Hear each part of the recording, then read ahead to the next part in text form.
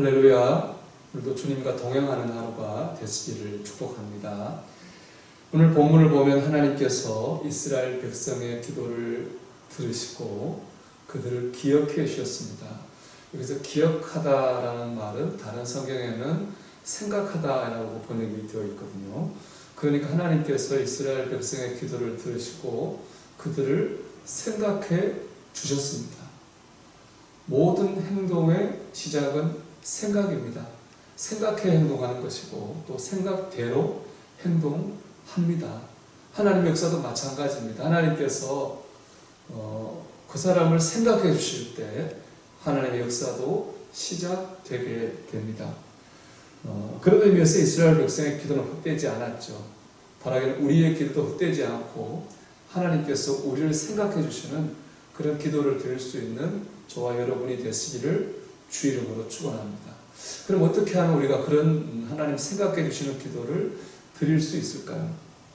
오늘 본문 23절을 보면 두 가지 사실이 기록되어 있습니다. 하나는 애굽왕이 죽었다고 하는 것과 또 다른 하나는 이스라엘 백성의 고된 노동 때문에 기도했다는 겁니다.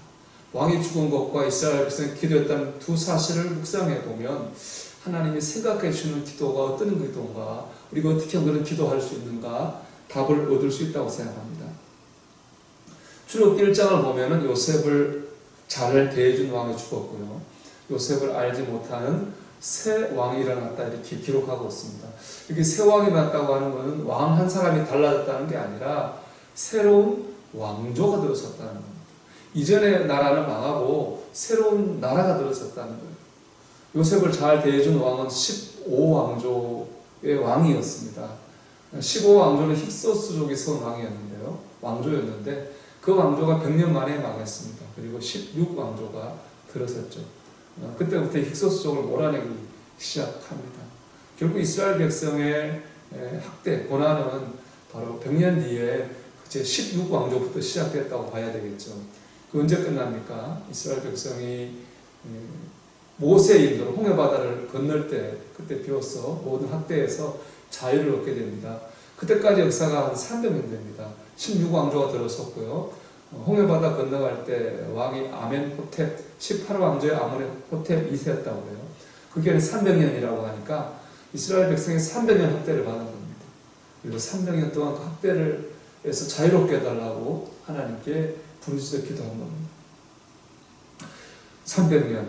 이건 한 개인의 기도라고 할 수 없습니다. 할아버지의 할아버지.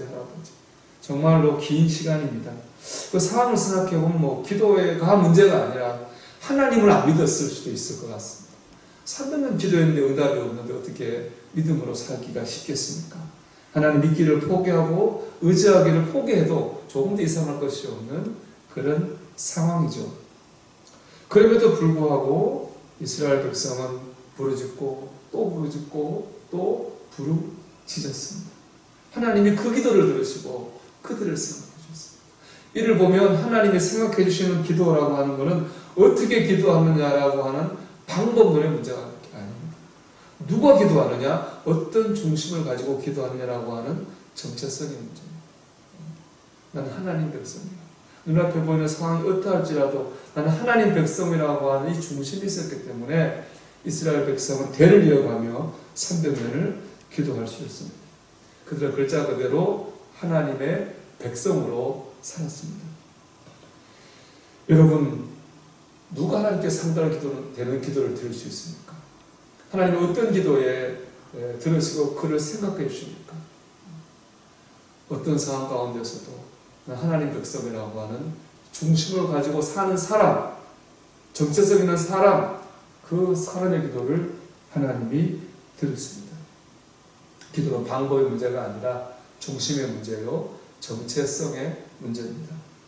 물론 이는 하나님의 백성이 되는 일은 절대로 쉽지 않습니다. 이를 보여주는 것이 모세죠. 우리 오늘 말씀 초반부에 보면 모세는 이집트의 왕자로 있다가 미디안 광야에 이로운 양치기로 뚝 떨어집니다. 가장 높은 곳에서 가장 낮은 곳으로 추락하게 됩니다. 얼마나 아프겠습니까? 그 아픔을 통해서 모세는 하나님의 백성으로 연단되어지고 다져지게 됐습니다. 될 것 같고 할 수 있을 것 같은데 안 되고 실패를 했습니다. 그런 낙심하고 절망하죠. 내 자신이 초라해지는 그런 자가 깨지는 아픔을 겪게 됩니다. 그런 아픔을 거치면서 하나님의 백성으로 연단되어집니다. 중요한 것은 그 모든 순간에 하나님을 바라보는 것이겠죠. 여러분, 오늘도 어떤 상황 가운데 있든지 하나님 백성이라고 하는 중심을 가지고 하나님을 바라보시기 바랍니다. 바라보시고 또 바라보시고 기도하고 또 기도하기를 바랍니다. 하나님 여러분의 기도를 들으실 것이고 여러분을 생각해 줄 것입니다. 거기서부터 하나님의 역사가 이루어지게 될 줄로 믿습니다.